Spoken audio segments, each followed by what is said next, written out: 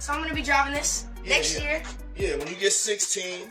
Today, we're exploring the history between Sean Diddy Combs and Justin Bieber. I just think there's so many issues in society and things that I'm eventually going to want to just speak about. The air in the courtroom was thick, heavy, and filled with anticipation.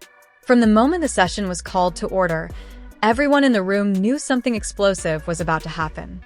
This wasn't just another day in court. This wasn't just another celebrity trial that would fade from the headlines in a week. Diddy, or Puff Daddy, was already an established performer and music mogul by the time Justin Bieber was born on March 1st, 1994. That same year, Diddy welcomed another young protege to Puffy Flavor Camp. Usher was a young teenager when he went to live with Diddy in New York for a year. And you're going to go to Puff Daddy's. He's going in the 90s, do you understand what that's like? Diddy executive produced Usher's debut studio album and introduced the rising star to his excessive lifestyle. Reflecting on Diddy's, quote, wild parties in 2016, Usher said he'd never send his children to Flavor Camp. You're a dad now. Would you ever send your kid to Puffy Camp? Hell no. That didn't stop one of Usher's proteges from working and partying alongside Puffy. After Scooter Braun discovered Justin Bieber on YouTube, the 13-year-old singer met Usher. Braun and Usher founded RBMG Records, delivering a launching pad for Bieber's career. Yeah, and we ended up signing a deal with Usher a couple months later. Although Usher provided a common link, Bieber directly contacted Diddy through Twitter on October 15, 2009, asking if he'd collaborate on a song. Diddy quickly responded, quote, "Send me the song. I'll check it out. Thanks." Bieber soon found himself at Diddy's house with a few others. Although they didn't record a song, the two shot a video where Diddy promised Bieber a Lamborghini for his upcoming 16th birthday and a mansion for his 18th. You get 18, you get the house. You get the mansion. Okay. Addressing the camera, Diddy said Bieber would be with him for 48 hours. This video saw a resurgence in 2024 as Diddy faced charges of abuse and sex trafficking.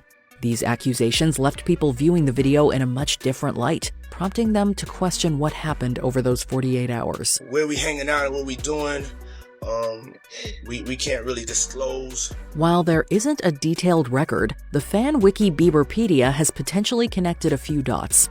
The video was posted to Bieber's YouTube channel on November 9th, 2009. Where would you like to go? Wherever you want to go. According to Bieberpedia, though, the video was shot on October 31st.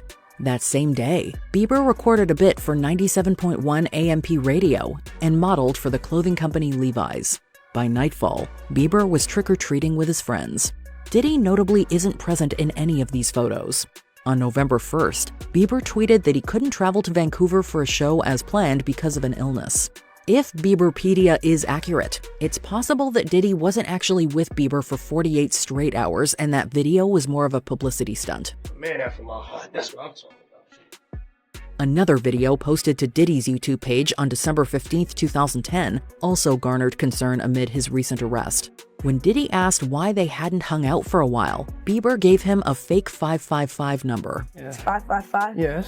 Okay. 5555. Okay. 55. Y'all heard that? Knowing what we know now, some have interpreted this as Bieber trying to distance himself from Diddy. This seems unlikely for three reasons. One, if that was the case, Bieber probably wouldn't have shot the video or accepted Diddy's dirty money swag. There you go. That is Justin Bieber. Swag. Is it your swag? Two, Bieber obviously wasn't going to give his real number in a public video. And three, Diddy and Bieber were seen together several times throughout the following years. Most notably, Jimmy Kimmel interviewed them in 2011, where Diddy said Bieber, quote, knows better than to share what they do together. He knows better than to be talking about the things that he does with Big Brother Puff. Part 2. Stuck with You. Bieber started to gain a bad boy reputation after being arrested in January 2014. Pulled over for suspicions of drunk driving, Bieber was also accused of drag race, driving with an expired license, and resisting arrest. This was the moment the entertainment industry had been dreading.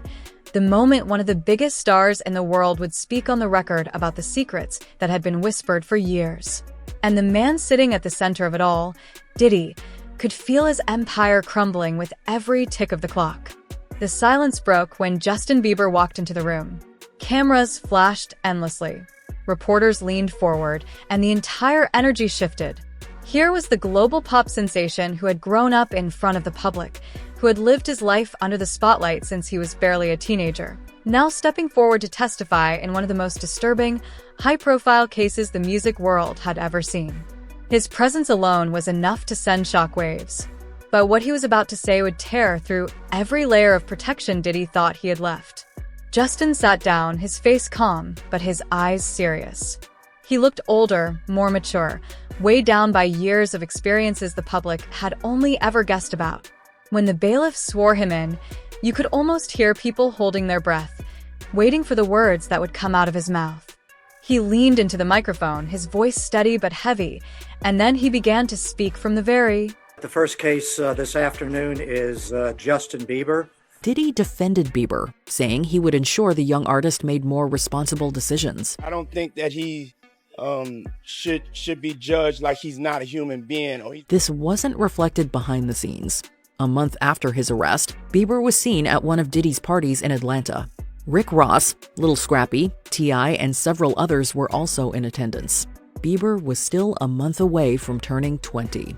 Although the media focused on Bieber's behavior, few questioned the nature of Diddy's parties or why so many adults were partying with someone who hadn't even turned 21 yet. Bieber attended Justin Combs' 21st birthday in 2015. Then, when Bieber turned 21, he recorded a video with Diddy. Drinking tequila together, Diddy claimed that this was Bieber's, quote, first shot ever. Justin Bieber's first shot ever. Do not believe anything you hear. For Bieber's 22nd birthday, Diddy presented him with a Bad Boy Letterman jacket. By early 2020, it appeared Bieber had changed his ways, expressing a desire to start a family with his wife Hailey.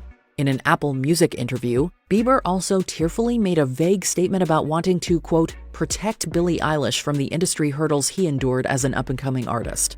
I just want to protect her, you know? I don't want her to go through anything I went through. Bieber didn't name any names and could have been alluding to any number of struggles. Through a modern lens, though, it's hard not to think of Diddy. It was hard for me being that young and being in the industry. A few months after the Apple interview, 2 Twitter users accused Bieber of sexual assault. Bieber denied these accusations and filed a defamation suit against the users, which he later dropped. Bieber weathered this scandal, with the media's attention soon shifting to Diddy. In 2021, Diddy was recorded checking to see if Bieber was wearing a wire, albeit playfully. In 2023, Bieber was featured in the song Moments for Diddy's 5th studio album, The Love Album, Off the Grid. Over a decade after Bieber reached out to Diddy on Twitter, the two had finally collaborated on a song. I've been faking for a long time. The Love Album was possibly the last high point of Diddy's career. It also might have marked the end of his friendship with Bieber. Part 3. Monster. In November 2023, Diddy's ex Cassie Ventura filed a lawsuit against him, alleging assault and sex trafficking. Despite settling, Diddy lost in the court of public opinion after footage of him seemingly beating Ventura was leaked. More lawsuits piled up before Diddy's arrest in September 2024. Lawyer said in a statement that he voluntarily actually relocated to New York recently in anticipation of these charges. After Diddy's indictment, over 100 others, some minors, would join in legal action against him. While Diddy has denied these claims and is innocent until proven guilty, the public may never view him the same way again. As such, the photos of him hanging out with Bieber have taken on a more disturbing sentiment. Given Bieber's age at the time and the crimes that allegedly took place at Diddy's parties, some have questioned if the young artist was groomed. I don't have legal guardianship of him, but for the next 48 hours, he's with me. Around the same time as Diddy's arrest, Bieber seemingly released a song about losing himself at a Diddy party. The song includes unsettling lyrics like, quote, I was in it for a new Ferrari, but it cost me way more than my soul. According to researchers, though, this viral song is almost certainly AI generated. From the first sentence, it was clear this wasn't going to be surface-level testimony. This wasn't a celebrity doing damage control. This was raw. This was real. And it was cutting straight into the darkest corners of the industry. Justin started recounting his past, specific details about his connection to Diddy, stories that sounded more like nightmares than memories. He talked about moments of fear, about feeling trapped, about experiences no young artist should ever have to endure. And he said it all with a clarity that left no room for denial. The courtroom reacted instantly. Gasps filled the room. Pens flew across notepads. Reporters struggled to keep up as Justin laid bare the kind of truths that had only ever been whispered about in hushed tones.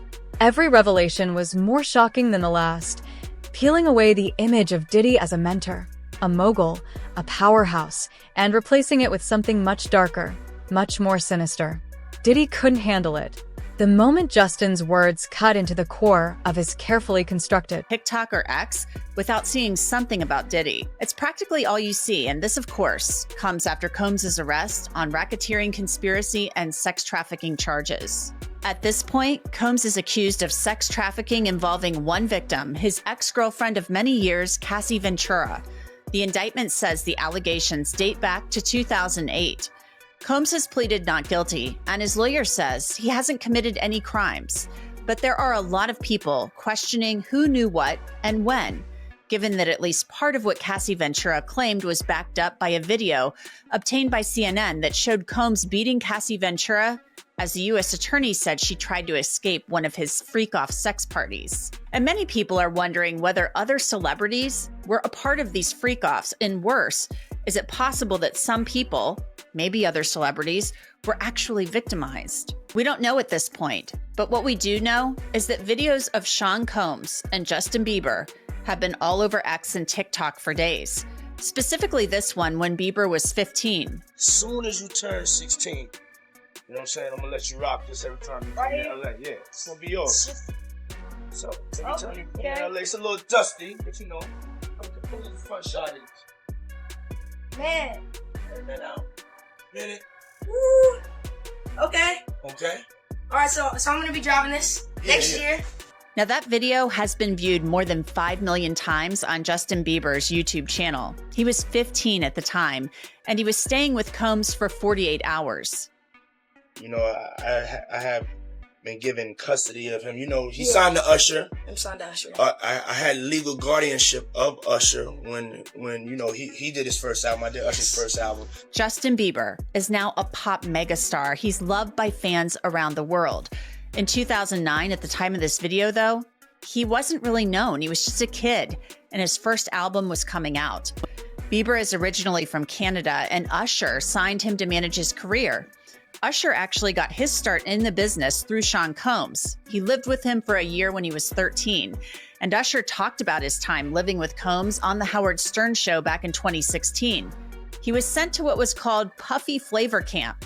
And you're going to go to Puff Daddy's. He's going in the 90s. Do you understand what that's like? Puffy's place was like just filled with chicks and orgying like nonstop, right? No, not really. I mean, but hey, it was curious. I got a chance to see some things. Yeah, but you were 13. What were you seeing? I went there to see the lifestyle. Right. And I saw it. And it was but I don't know if I could indulge and understand what I was even looking at. It was pretty wild. So nobody tried to, some woman didn't come along. And the videos of him making the rounds with Combs, the one from when he was 15, has raised some eyebrows given what we know now. Justin, you ever seen the movie 48 Hours? Right now, he's having 48 hours with Diddy, him and his boy.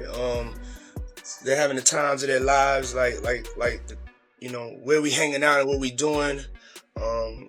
We can't really disclose, but it's definitely a 15-year-old's dream. What you want to do? What you want to do over the next 48 hours? 48 hours. Let's go. Let's just go get some girls. Let's go get some girls. A man after my heart. That's what I'm talking about. Now let's be clear. This could have all just been a joke. But in 2020, Justin Bieber gave a tearful interview to Apple Music in which he talked about wanting to protect Billie Eilish from the music industry and the things that he had been through. There are other videos of Bieber and Combs that have circulated online. What's up, man? You good? I'm good. How are you doing? Young brother, everything's good? Everything's Selling great. out arenas and everything? Starting to act different, huh? You ain't been calling me and hanging out the way we used to hang out. Well, you tried to get in contact with me, through all my, partners and whatnot. Mm-hmm. But you never really got my number, so. Right. Okay. My number? Yeah. I'll tell you my number. Yeah. Again, does this video mean anything? It could just be a teenage kid caught in an awkward moment. In 2015, Combs presented Bieber with an American Music Award for Best Collaboration. And there's another video showing a birthday celebration. It shows an exchange on one of Bieber's birthdays. And finally, the fourth video making the rounds was recorded 3 years ago.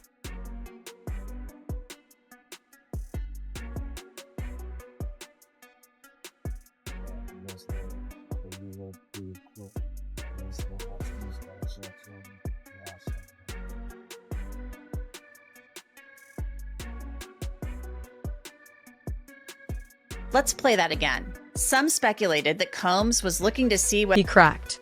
His composure shattered in front of the cameras, in front of the press, in front of the world. He shook his head violently, muttered curses under his breath, slammed his hands down on the table, and glared across the courtroom with eyes full of rage and desperation. His lawyer scrambled, objecting at every turn, trying to shut down Justin's testimony, but the judge wasn't having it. The testimony was relevant.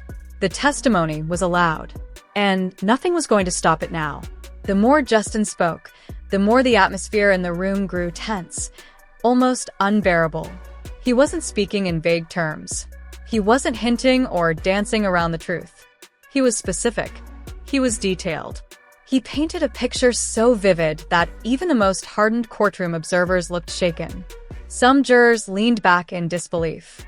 Others leaned forward, shock written all over their faces. The judge himself, usually stoic and unreadable, looked visibly disturbed by what he was hearing. Outside the courtroom, the world was already on fire. Social media exploded the second Bieber took the stand. Hashtags trended worldwide. Fans and critics alike glued themselves to their screens. Clips leaked almost instantly. Millions watched, replayed, and reacted in real time. Bieber was wearing a wire when he patted him down, it seemed a little awkward for sure. Around this time last year, Combs and Bieber collaborated on the song Moments for Diddy's The Love album, Off the Grid. This was, of course, before the first allegations made by Cassie Ventura surfaced. Combs settled the suit with her in a day, and then the federal raid happened in March of this year. So far, Justin Bieber, like many people who know Combs, has been silent. There may be a good reason for that. He just became a father for the first time. A source close to Bieber told People he's aware of Diddy's arrest and the allegations, but added, it's not anything that he wants to focus on, though. The insider, likely Bieber's publicist, continued, saying Bieber's been in a happy bubble since baby Jack was born, and he just wants to focus on being a great dad and husband.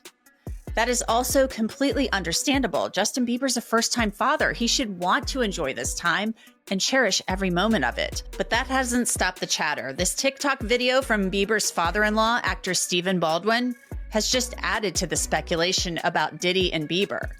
You have heard the expression, the calm before the storm. There is always a calm before the storm, but then so is there another calm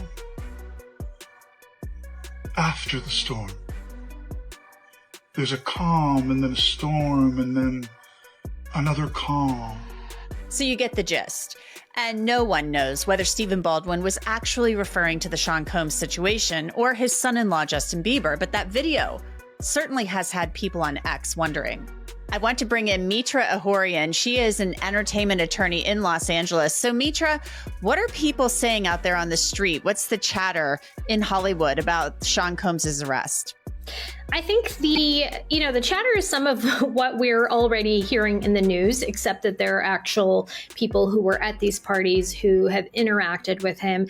Puffy was one of the, and is, we can say is, one of the most influential artists and producers in the hip hop world. We all grew up listening to his music. He's been, responsible for bringing a lot of artists, developing a lot of other artists. And so he was so tied into the celebrity world for such a long time that, of course, everyone sort of interacted with him, right? The level of interaction is sort of what's going to vary. So in terms of the chatter that's going around, everyone, I think, is just thinking, oh, wow, like I've spent time with this person or I've worked with this person, and they may not necessarily have known what was going on behind closed doors or the extent of it. So I think the chatter is really more about... Reactions were divided but intense. Some praised Justin for his bravery, for finally speaking out about the truth he had held in for so long.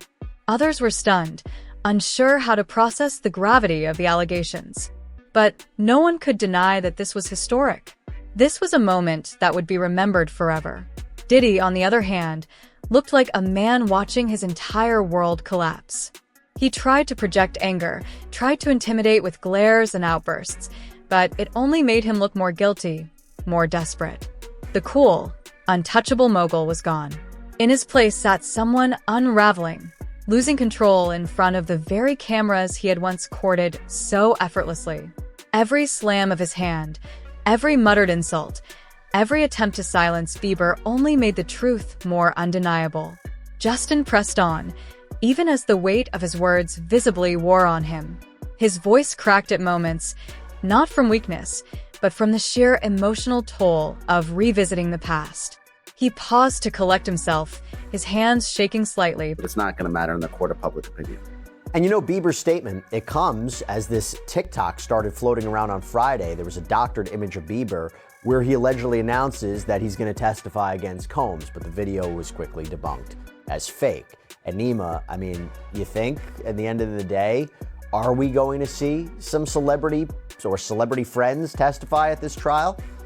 I think we have to, because there's got to be independent witnesses that, saw some of this, right? I'm not saying maybe the actual freak-offs themselves, maybe there are other participants, but, Combs was very public, and Cassie Ventura, to the extent that she was abused, look, it's like Johnny Depp and Amber Heard, right? You got Kate Moss was brought into that case.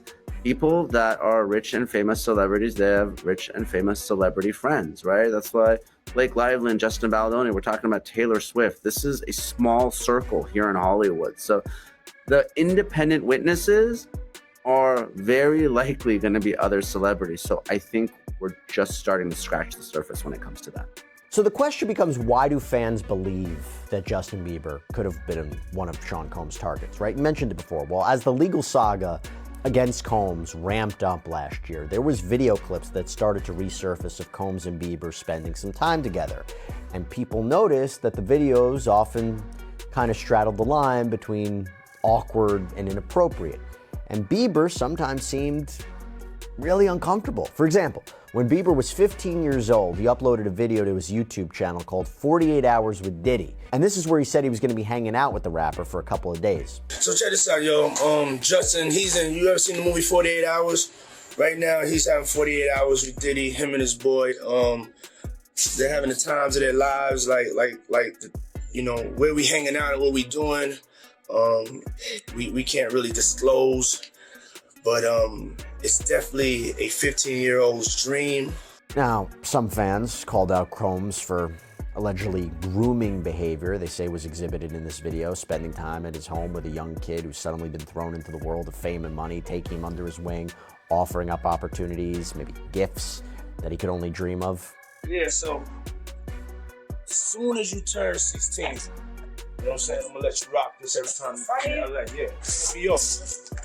So, turn this in LA, it's a little dusty, but go get the first shot in this. Man. Man out. Minute. Okay. Okay. All right, so I'm gonna be dropping this next year. Now, look, of course, this could all be for the camera, could be performative. Bieber could have left right after this. We don't really know, but the video made the rounds. Speculation around Combs grew. And then another clip surfaced. And this one posted to Combs' YouTube page showing another interaction, this time apparently in a studio. What's up, man? You good? I'm good. How are you doing? Young brother, everything's good? Everything's Selling great. out arenas and everything? Starting to act different, huh? You ain't been calling me and hanging out the way we used to hang out. Well, I mean, you try to get in contact with me, through all my, partners and whatnot. Mm-hmm. But you never really got my number, so. Right, okay. My number? Yeah. I'm gonna tell you my number. Yeah. It's awkward. I don't know. It could have been a joke for the cameras. Nima, what do you take away from these videos? Yeah, it's awkward and it's weird. So, look, if it's just by itself, maybe you look past it. But there's been a lot of allegations involving minors. Not in the criminal case, that hasn't been charged. That would be a game changer, but in the civil lawsuit. So I'm not saying that those are true, but sometimes when there's smoke, there's fire. And you have a lot of these civil claimants alleging that Combs is also sexually abusing men and boys and children. So